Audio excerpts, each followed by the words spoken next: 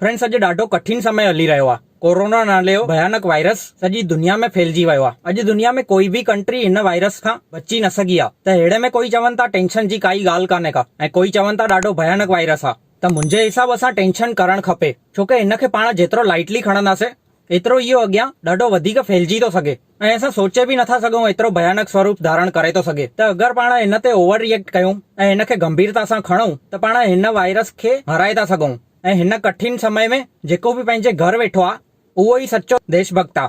त फ्रेंड्स, हिन टाइम ते जेकी साइलेंट जंग छिड़ियल आहे सॼी दुनिया में, उनजो सामनो करण लाइ पाण खे कोई तलवार या गन खणी करे न वञणो आहे, जस्ट सिंपली पाण खे घर बीहणो आहे। त फ्रेंड्स, हाणे इहो वायरस फैलजंदो छो आहे उन जे बारे में तव्हांखे ॿुधायांव। फ्रेंड्स, सभिनि खां पहिरियों उहो माण्हू जेको विदेश मां आयो आहे ऐं हुनखे कोरोना वायरस जो इन्फेक्शन थियल आहे, त उहो माण्हू जाने अनजाने में विदेश मां पंहिंजे देश में इहो वायरस खणी करे आयो आहे, त उनखे पाण कैरियर चवंदासीं। उनखां पोइ ॿिए नंबर ते उन पहिरें नंबर वारे या रिश्तेदार ऐं उन जी फैमिली थी अचे, जंहिंसां उहो घर वञी करे मिले थो ऐं उन्हनि खे बि उहो वायरस फैलाए थो।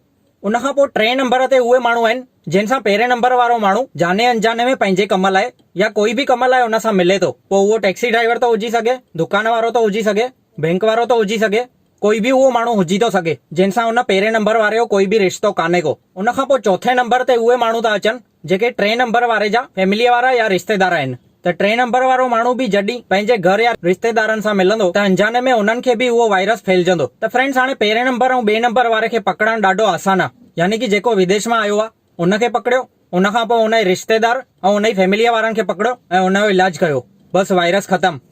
पर हिते मुश्किल उहा आहे कि इहो टियों नंबर ऐं चौथो नंबर वारे खे पकड़णु ॾाढो मुश्किल आहे, छोकी जेको पहिरें नंबर वारो आहे उहो उन टे नंबर वारे खे सुञाणे नथो ऐं उनजो टे नंबर वारे सां कोई बि रिश्तो कोन्हे को। ऐं जॾहिं टे नंबर वारो न पकड़जंदो तेसि ताईं चौथे नंबर वारनि जो बि कोई अतो पतो न मिलंदो। ऐं हिन में टे नंबर वारे खे त ख़बर ई कान्हे का कि मां कोरोना वायरस जो शिकार थी चुकियो आहियां ऐं ॿियनि खे बि फैलायां पियो थो। त इन करे इहो वायरस वधीक में वधीक थो फैलिजे। त फ्रेंड्स, मोदी जीअ 21 ॾींहं इंडिया खे लॉकडाउन करण जो फ़ैसिलो इन करे ई खयो अथई, जंहिंसां पाण उन टे नंबर ऐं चौथे नंबर वारे खे बि पकड़े सघूं। हिन वायरस जी ख़ासियत इहा आहे कि जंहिंखे बि उनजो इन्फेक्शन थिए त तुरंत उनजा लक्षण साम्हूं नथा अचनि, घटि में घटि 10-12 ॾींहं गुज़री वञनि उनखां पोइ ई थी ख़बर पए। बुखार, सर्दी, कफ इहो सभु 10-12 ॾींहंनि खां पोइ थो थिए। ऐं सभिनि खां वॾी ॻाल्हि इहा आहे कि इन 10 खां 12 ॾींहंनि जे विच में उहो माण्हू अनजाने में जंहिंसां मिले थो उन सभिनि खे वायरस जो शिकार थो करे। त लॉकडाउन करण सां फ़ाइदो इहो थींदो कि कोई बि माण्हू ॿिए कोई माण्हूअ सां मिली न सघंदो, सभु पंहिंजे पंहिंजे घर रहंदा। त कोरोना वायरस हिक माण्हूअ मां ॿिए माण्हूअ मां फैलिजण जो बंदि थी वेंदो। ऐं जेके जेके इन जो शिकार थिया आहिनि उन्हनि खे जीअं ई 10-12 ॾींहं या 15 ॾींहं थींदा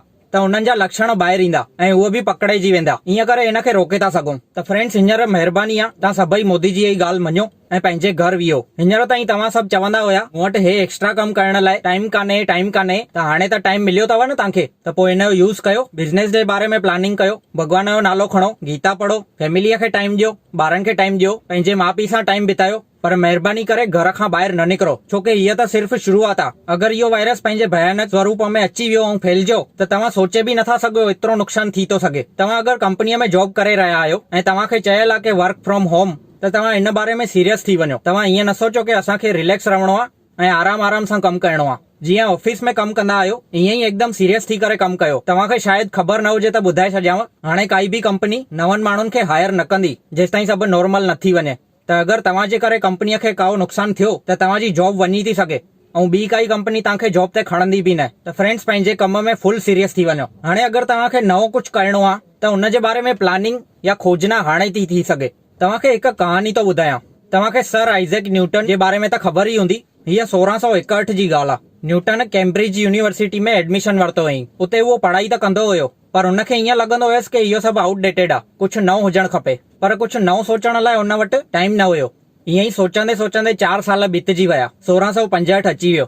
हाणे 1665 में उते बुबोनिक नाले जो भयानक प्लेग फैलिजो, उहो बि जीअं हींअर कोरोना वायरस फैलिजो आहे उन वांगुरु ई भयानक हुयो। त इन करे इनखे महामारी ज़ाहिर कयनि ऐं सभु धीरे धीरे बंदि थियण लॻो। उते बि उन टाइम ते लॉकडाउन करे छॾियनि। हाणे यूनिवर्सिटी बि बंदि थी वई हुई ऐं न्यूटन घर रहण लॻो हुयो। थोरा ॾींहं गुज़रिया, हिकु ॾींहुं न्यूटन पंहिंजे घर जे पासे में हिकु वण जे हेठां वेठो हुयो।